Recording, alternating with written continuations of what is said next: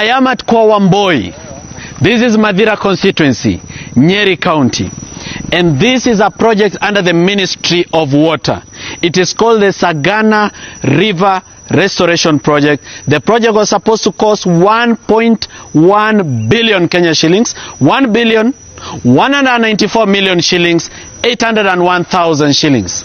Now already the contractor has been paid a total sum of 443 million.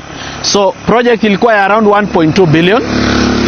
Contractor ashalipwa 443 million to build a dam together with a distribution line together with the tanks for this river restoration project. Now the contractor was Baran International. This is an Israeli company, and Machine Center Limited. This is a company that is associated with the former chair of the CDF for Madira constituency, and this is the Sagana River Restoration Project under the Ministry of Water, Sanitation and Irrigation. So this is the fence for Mount Kenya Forest.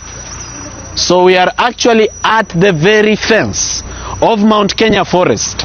So we are going to go into the forest and find this project and see what 443 million out of 1.2 billion Kenya shillings did for the Kenyan people.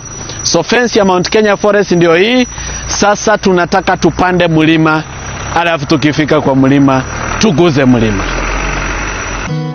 In the heart of our land, Morara stands tall, King and home for one and for all. From the mountains high to the ocean wide, Morara's vision is our nation's pride. King and home, where dreams come true, Morara's leading me and you. Across the plains we roam, with hope in the air, Morara's promise we all share. Together we'll grow, hand in hand we'll rise, Kenya's future bright in Morara's eyes. Forest. Actually what you see here, hii uchafu mnaona hapa, hii ni ya elephant. So we are in the middle of Mount Kenya Forest, and now we are taking a walk towards the Sagana River Water Restoration Project. In the heart of our land, Morara stands tall, King and home for one and for all. From the mountains high to the ocean wide. This is what we go through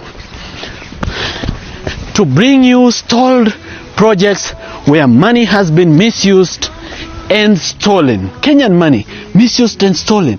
This is what we go through to bring you that information. Zapata. Una mtu anaweza nipeleka?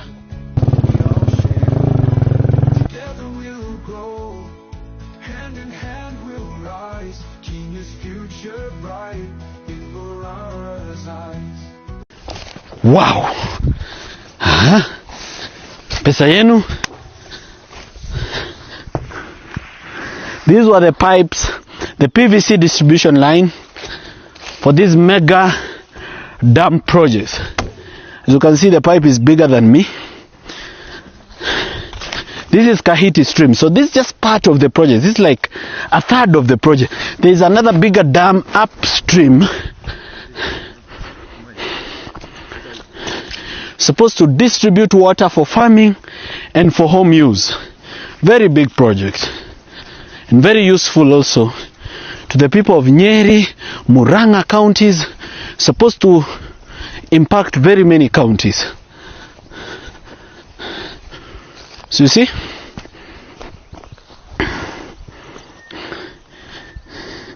so be careful, cameraman, usianguke. This is a tractor that was digging. So this is the one that's supposed to feed. You see, they dug a very big trench that was supposed to feed that line. You can see machinery here that is stuck.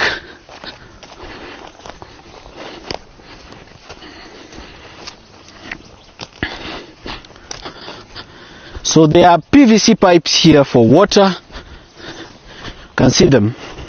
This. So you know the Mount Kenya region is a highly agricultural productive zone. So if you distribute water to homes and even to places that are dry within the Mount Kenya region, like Kieni, all right, like Kieni is a dry part of Mount Kenya. So if you distribute water there, definitely it's going to help the farmers produce more. Kwa hivyo wakulima sana sana wa dry parts of Mount Kenya wangesaidika sana kutoka kwa huu mradi. So you can see. So you can see the collector tunnel there.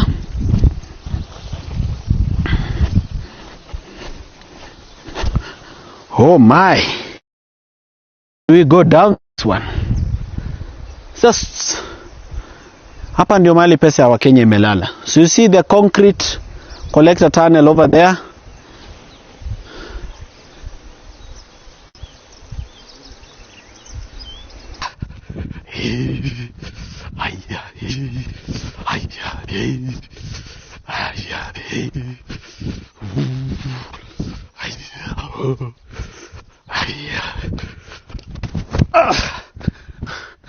The Mau.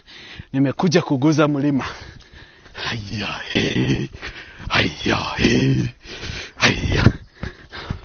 So come and see. This is a footprint of an elephant. You see it? This is the footprint of an elephant. I'm standing at the Kahiti stream. This is Madira constituency, Nyeri County, and I'm at the Sagana River Restoration Project worth 1.19 billion shillings, where the contractor has already paid 443 million shillings. So this is the project. Ndio hii. Started in 2023, then stalled. So this is the current situation of the project. You've seen what we've been through to bring you this information. The water is clean, the water is good. I am in the middle of Mount Kenya forest, in the middle of elephants. And the only thing I can say is, wizi wizi bila kazi. These are the feeders for the dam, plus this, plus this, plus this. I think this was supposed to be the spillway, and then the distribution line. So you can see the pipe work done along this line.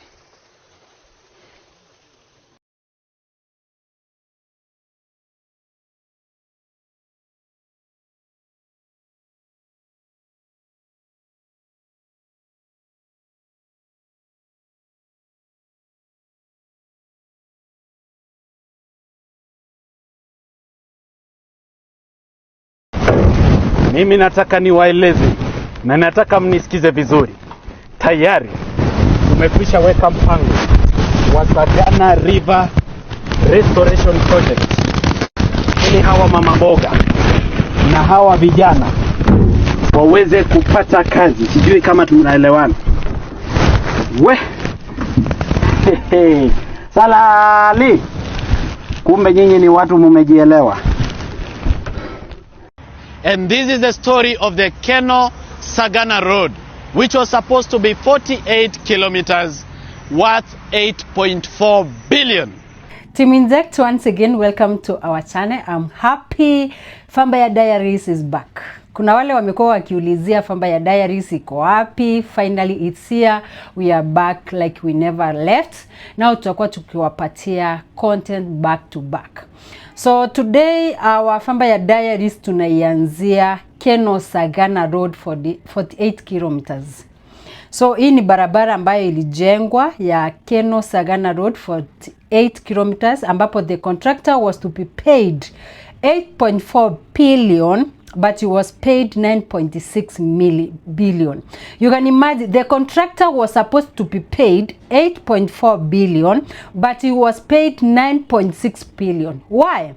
Hey, an extra 1.2 billion was paid for nothing.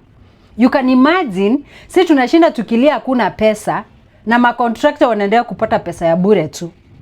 I know right now as we speak, kuna watu hata kupata 1,000 ni ngumu, but there are some people somewhere misusing Kenyan money ama Kenyan tax money without even kuogopa. They don't care. These people, they don't care about you. They only care about themselves. But wewe, nobody cares about you. Ndio maana nawaambia, mimi nikiona mtu anatetea serikali sana, huwa najiuliza aje, huyu mtu akili yake inafanya kazi? Because these are the things zenye tumeonyeshwa kwamba pesa zetu zimeibwa, zimepelekwa kule na hapa. Ma contractors wamechukua, ma leaders wenye wako kwa hizo maofisi wao ndio wamejipatia hizo ma contract.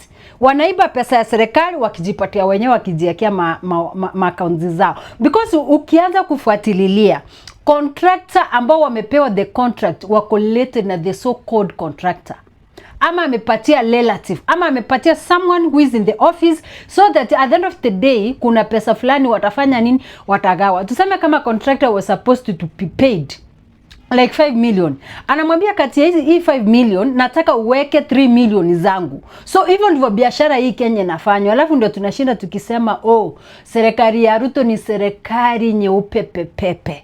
I wonder. Anyway, to add salt to injury, the government borrowed more than 30 billion from the African Development Bank and the Africa Growing Together Fund, which is more than was needed for both Keno Sagana Lot 1 and Sagana Marua Lot 2. Both project contracts were signed at a cost of 14 billion, guys. According to the Ministry of Roads, Lot 1 contract is 100% done. Let me show you what 100% looks like. Theft in progress. So guys, Morara Kebaso ameanza tena famba ya diary. Sasa tutakuwa tukiexpose one by one. So wamesema imekuwa done 100%. So I just want to pin the video yenye hiyo barabara wanasema it's 100% done. Nyinyi kama watazamaji wetu, nyinyi kama Wakenya pia mtuambie hii barabara, does it look like 100% done? Kama si our leaders kutuibia tu tukiona.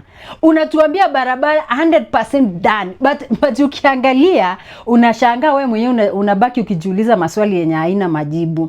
Guys, sometimes let's be realistic. Na wale watu ambao mna support this government, mimi ushanga, nyinyi mko Kenya gani? Sisi tuko Kenya gani? Ama nyinyi mko Kenya yenu na Ruto, na sisi wa Kenya wengine tuko Kenya yetu na watu wengine wenye hatujielewi? Because there is no way you can keep on praising the government na yet you can see things how they are done. You can see how everything is messed up, but unajifanya kwamba you don't see anything. Like seriously? Alafu kwa hapo unasema we kidemu unaongea nini? Ruto mpaka 2032.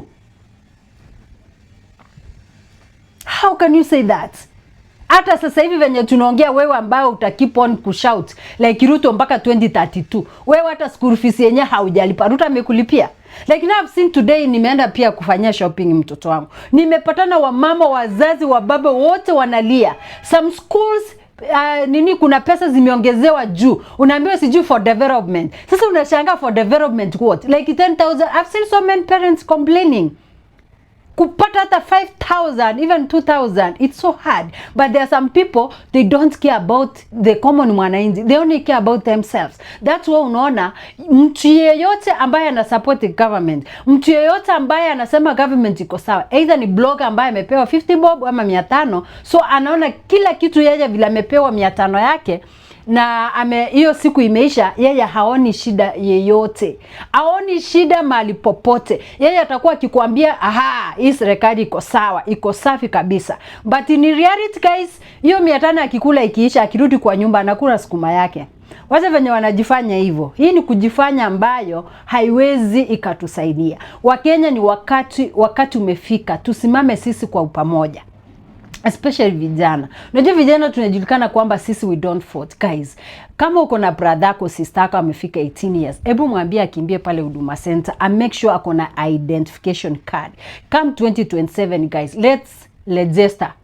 To register kabisa, Come 2027 ndio tunapika kura, ndio wajue kwamba hawa vijana sasa hivi wameamka, si kama kitambo. Unajua wametuzoea kwamba sisi we don't vote. So vijana, this country 2027 it's on our hands. Sisi ndio tukomboe ama tuiangamize. So the decision is up to you. But as far as I know, as Team Inject, we are going to do something. Anyway guys, let's watch this video ya Fambaya Diaries. Thank you so much. May God bless you, and we are back with Fambaya Diaries.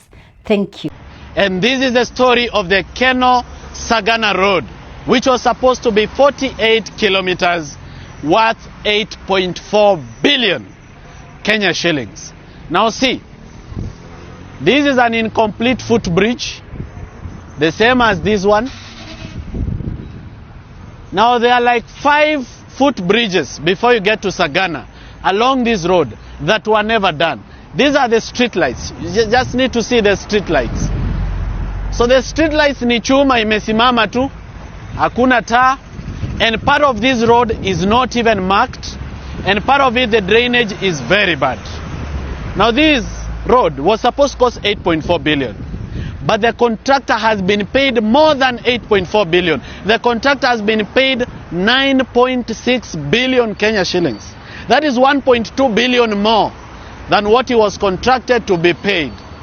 Lakini ona, this is what we mean when we say wizi wizi bila kazi. As you can see, these footbridges are needed because this place is dangerous to cross. And I'm going to show you more of these footbridges along this road. As you can see, there is a footbridge. Jamaa amelipwa, alikuwa nafaa alipo 8.4 billion, amelipwa 9.6 billion, which is 1.2 billion more. And this is the situation.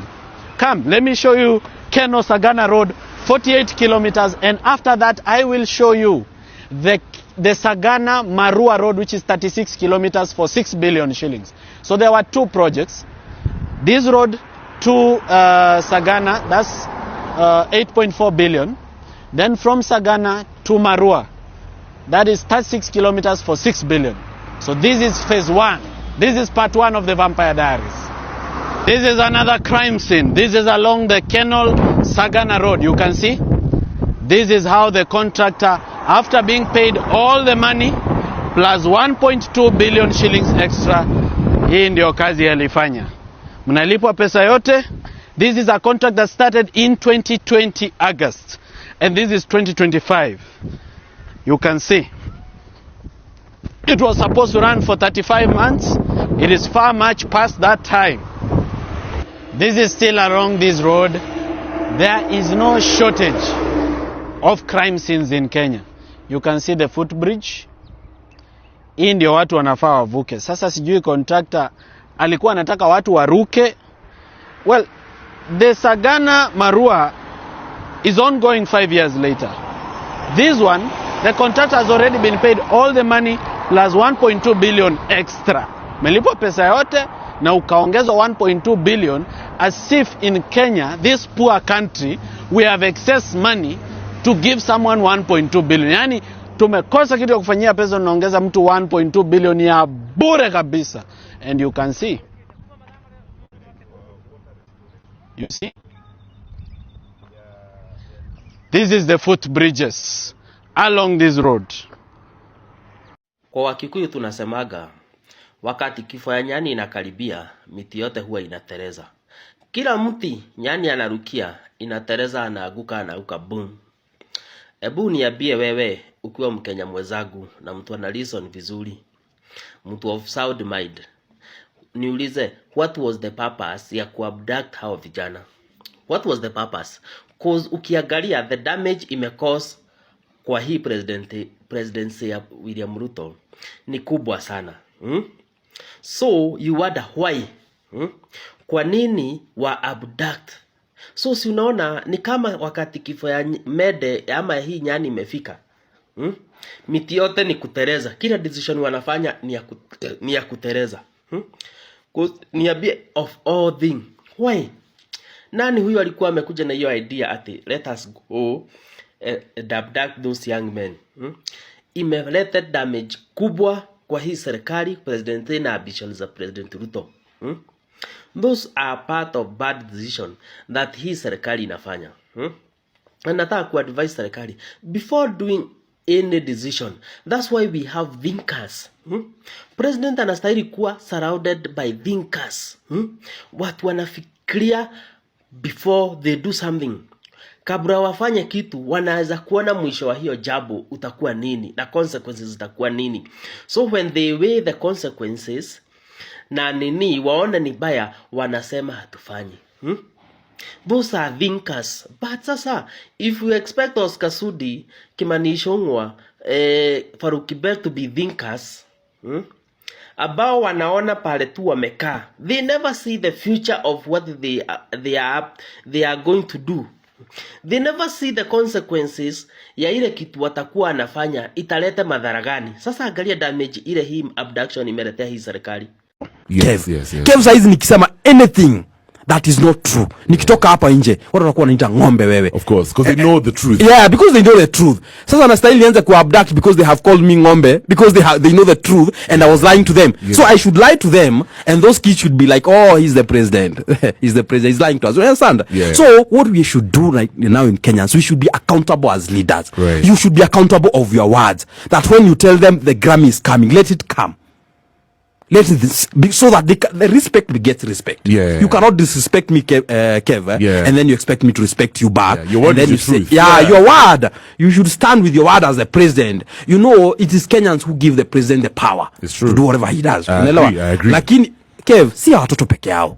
Kev imefika mahali church inasema they cannot believe their president anymore. The lies have become too much. Wow. Church, we are talking about reverence, not kids. Unaelewa? They cannot. Na wanaambia wa Kenya, we cannot be able to differentiate the truth and a lie in this regime anymore. Because everything that is said, this is a lie, this is a lie, this is a lie, there's no truth in it. Unaelewa? Wow. So, ukisema ni hawa kids, utaniambia reverends are the reverends kids.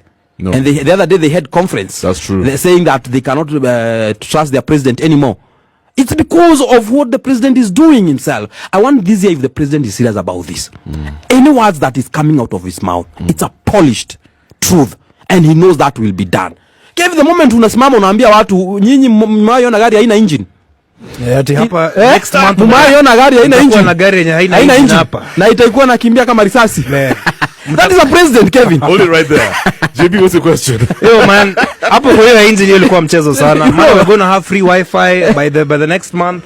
Such things. But do you think, I mean, at this rate of the presidency is, I normally call this a lie roller coaster, because to me it's just bump and it's fresh lie after fresh lie. Yeah. Do you think he's ever going to redeem himself and really come in front of Kenyans and tell them now factual things and things that can actually really work in this era?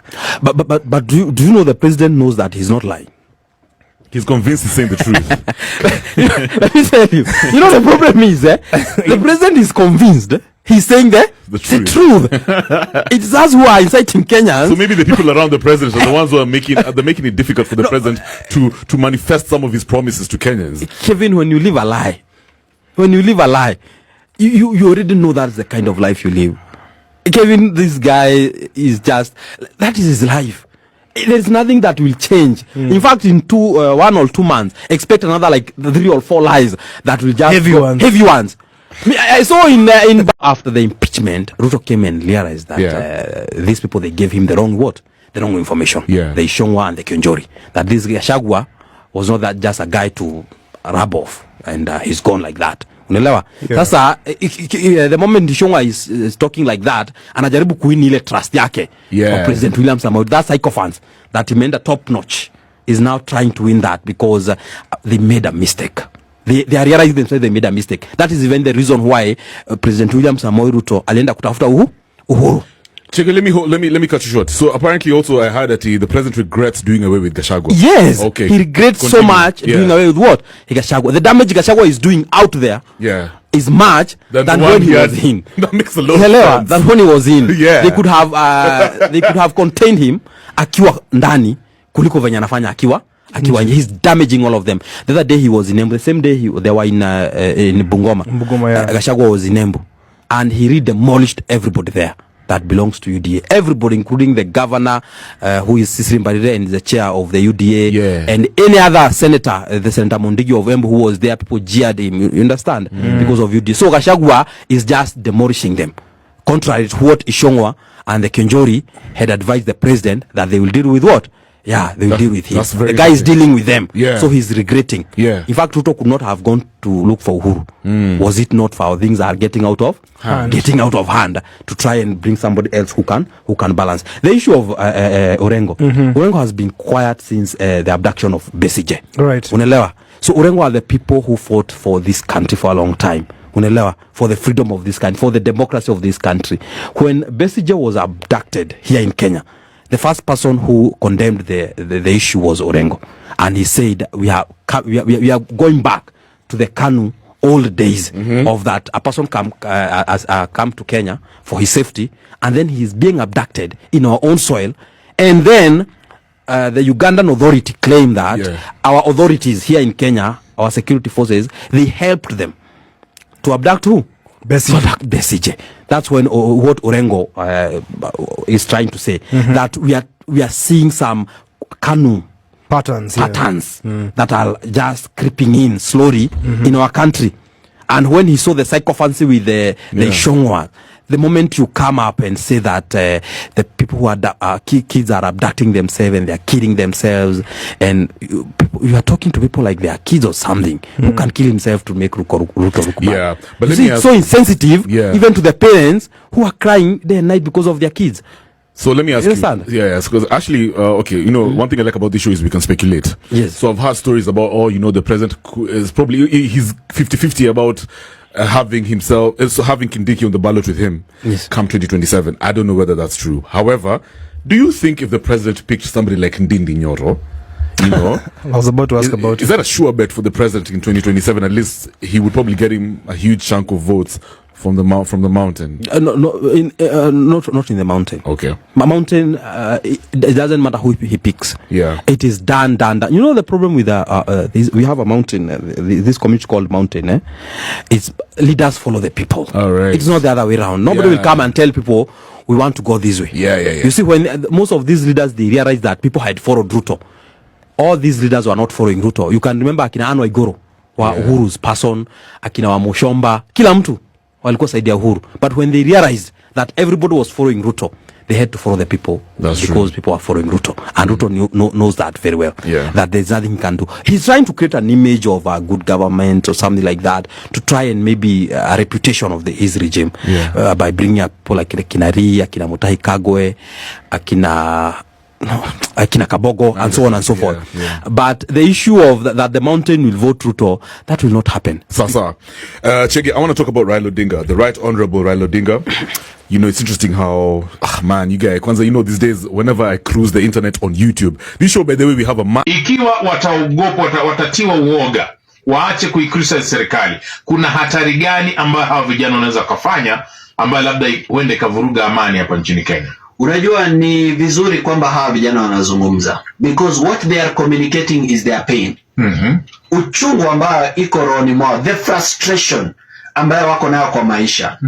They are showing it kwa social media. Kwa sababu, hebu nikupe picha sasa kamili. Mtu ameenda shule akasoma, amefanya applications za kazi zaidi ya 100. Hajawahi kupata kazi hata moja. Yeye anakuanga pale jobless corner, ama pale kwa bezi ya Jaba, wakikula miraa, wakingoja lori ya mchanga ikuje na vijiko, wajaze wapate shilingi 300. Wakingoja gari kwame kwa matope waitwe, waisukume wapate shilingi 200. Wanangoja mjengo waitwe na foreman wapate shilingi 600. Wanangoja kazi ambazo huwezi kuzitegemea kwamba zitakuja. Na that is how they are surviving. Sasa wameshindwa kuoa kwa sababu wanashindwa, wakileta msichana wa wenyewe watamlisha nini na watampatia nini. Wameshindwa kuhama kutoka kwa nyumba za wazazi wao, ama sasa wanaishi kama nyani tu. Okay? Sana sana wale ambao wako area za Coast na Kilifi wanaketi kwa beach wakikula miraa paka asubuhi inafika kwa sababu hawana nyumba.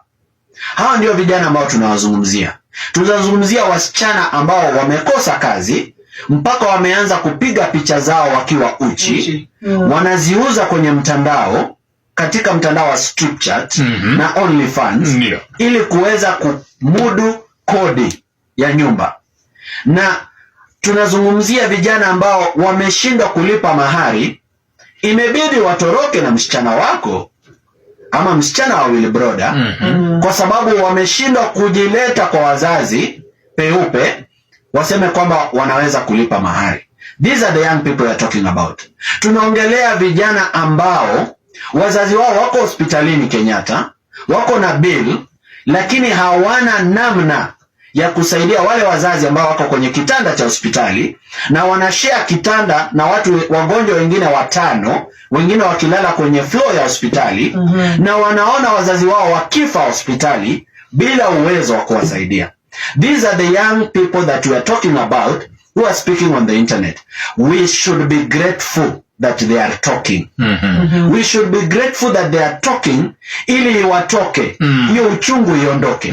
Kwa sababu tukifunga huo mlango, tukiziba hiyo pressure cooker, italipuka. Kweli. Kwa hivyo tuwape nafasi, they communicate their pain. But they should not communicate their pain forever mpaka ifike mahali ambapo wanaona ni kama serikali haisikizi na haijali.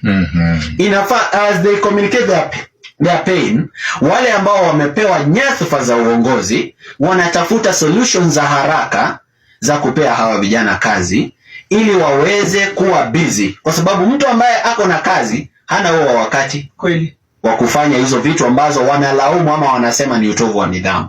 Lakini hawa watu hawana kazi, kwa hivyo watafanya serikali iwe kazi yao na itakuwa kazi kweli. Lakini